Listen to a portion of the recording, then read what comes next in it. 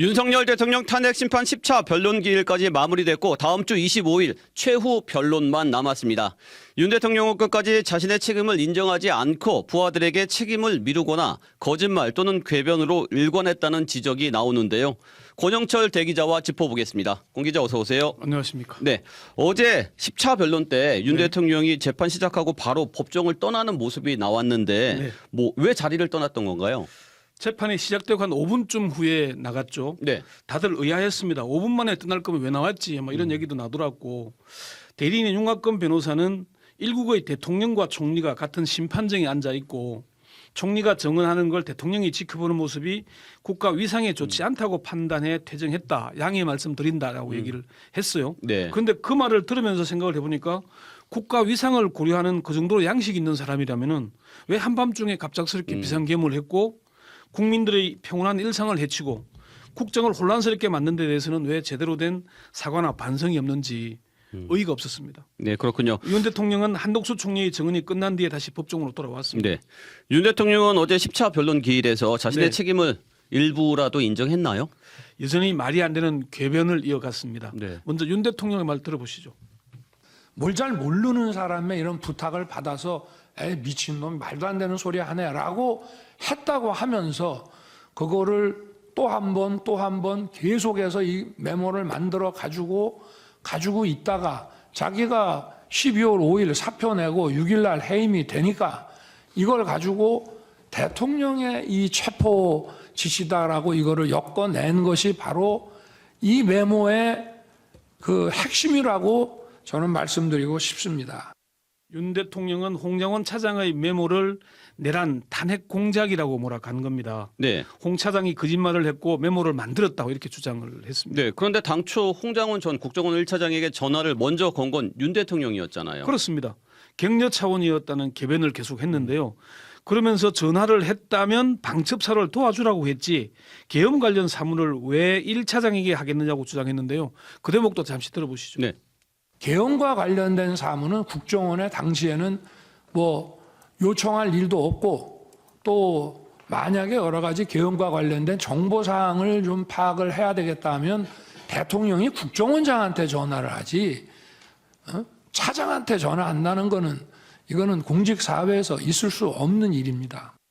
윤 대통령의 말을 교묘함을 알 수 있는 대목인데요. 네. 여인형 방첩사를 도와주라고 했다는 사실 자체를 부인하기 어려우니까 평소에 말해왔던 방첩사가 간첩을 많이 잡을 수 있도록 경찰에만 정보 주지 말고 방첩사에도 주라고 했다고 억지 주장을 한 겁니다. 네. 그런데 격려 전화하기 위해서 사전에 전화해서 한두 시간 후에 중요하게 전달할 사안이 있으니까 통신 축선상에 대기하라 이런 말을 합니까?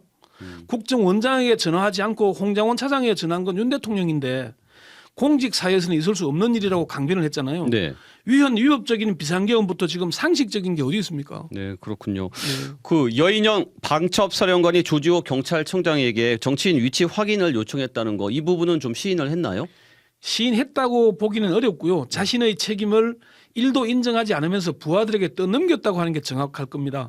윤 대통령은 여 사령관이 조 청장에게 위치 확인, 체포 부탁했다는 기사를 보고 김용현 장관에게 물어봤는데 두 사람 다 특히 여 사령관은 순 작전통이고 그래서 수사에 대한 개념 체계가 없다 보니까 위치 확인을 동향 파악하기 위해 했는데 그 부분 불필요했고 잘못됐다고 생각한다고 얘기를 했잖아요. 네. 여기서 위치 확인 체포를 경찰에 부탁했다는 기사를 봤다.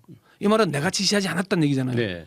그리고 김용현과 여인영이 수사에 대한 개념 체계가 없다거나 뭐 이런 얘기를 하는 거는 그런 사람을 국방장관 시키고 방첩사령관 임명한 사람이 윤 대통령 아닌가요? 그렇죠. 위치 확인도 동향 파악을 위해서 했다고 했는데 군대가 왜 정치인들 동향 파악을 해야 되죠? 그 부하들에게 계속 책임을 떠넘기는 듯한 언행인데 네. 그윤 대통령 대리인인 윤곽근 변호사 어제 네. 홍장원 차장의 보좌관이 국민의힘 전 한동훈 전 대표의 친구 아니냐 뭐 이렇게 따지기도 했어요. 네, 윤곽근 변호사 신문 내용 먼저 한번 들어보시죠. 네. 이 보좌관이 누군가요? 지금 보좌관은 현재 국정원에 근무하고 있는 직원입니다. 예, 누구 이름은 밝힐 수 없나요? 제가 숨기려고 하는 것이 아니고 국정원 알겠습니다. 직원에 대해서는 이 인원과 보좌관이 조직에 대해서는 증인의 이 보좌관이 메모를 정서했다는 이 보좌관이 현대고등학교를 졸업한 한동훈 전 대표의 친구는 아닌가요? 제 보좌관의 친구들이 어떤 사람인지까지는 제가 기억하지 못하고 있습니다.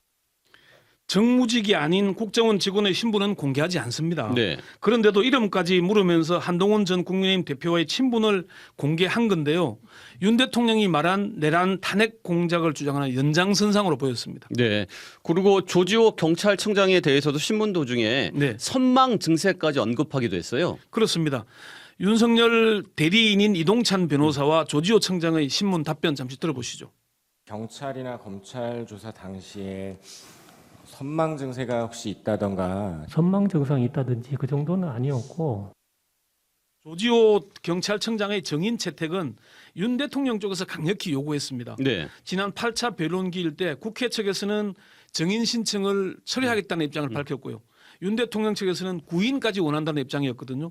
그런데 정인석으로 불러내서는 뭐 선망 증세가 있었던 거 아니냐 이렇게 조 청장의 수사기관 진술의 신빙성을 흔드는 데 주력을 했던 겁니다. 네. 조 청장은 그러나 수사기관에서 변호인 입회하에 조사를 받았고 각 조서별로 서명과 날인을 한 건 맞다고 했습니다.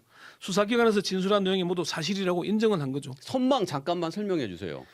이게 갑작스러운 의식의 변화 뭐 이런 겁니다. 그러니까 예. 주의력 인지 기능 장애가 생기는 거기도 하고요. 예. 이런 현상이 오면은 헛것이 보이거나 잠을 못 자고 두서없이 말하기도 하는 그런 증세입니다. 혈액암 투병 중인 조지호 경찰청장의 그 진술의 신빙성을 좀 흔들려고 이런 단어까지 끄집어낸 거군요. 그렇습니다. 네. 그리고 마지막으로 윤 대통령이 어제 김건희 여사 관련 언급도 했어요.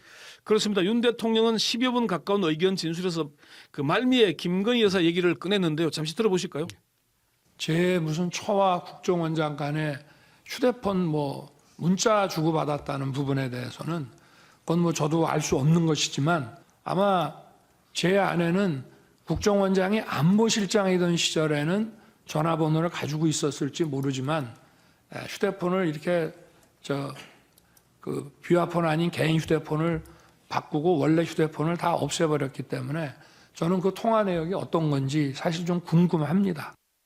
그러니까 이 문제도 이런 것도 이제 윤 대통령 이제 책임을 져야 될 문제가 다가오잖아요. 네. 그러면은 잘 모른다, 휴대폰 없앴다, 뭐 이렇게 나도 궁금하다. 변명 차원에서 빠져나가는 얘기를 하는 겁니다. 네. 윤 대통령은 또 어제 자신을 지키려는 국민 변호인단 출범을 맞아서 내가 빨리 직무 복귀를 해서 세대 통합의 힘으로 대한민국을 이끌어 가겠다는 메시지를 변호인을 통해 공개하기도 했는데요. 네. 끝까지 자신의 책임을 인정하지 않고 있는 이유가 대통령직에 복귀하겠다는 생각 때문 아니냐 그런 생각을 갖게 하는 대목인 겁니다. 네. 여기까지 듣겠습니다. 권영철 대기자 수고했습니다. 네. 지금까지 CBS 박지환의 뉴스톡이었습니다. 노컷으로 보는 뉴스의 새로운 기준. 지금 알림과 구독 설정하시고 함께하세요.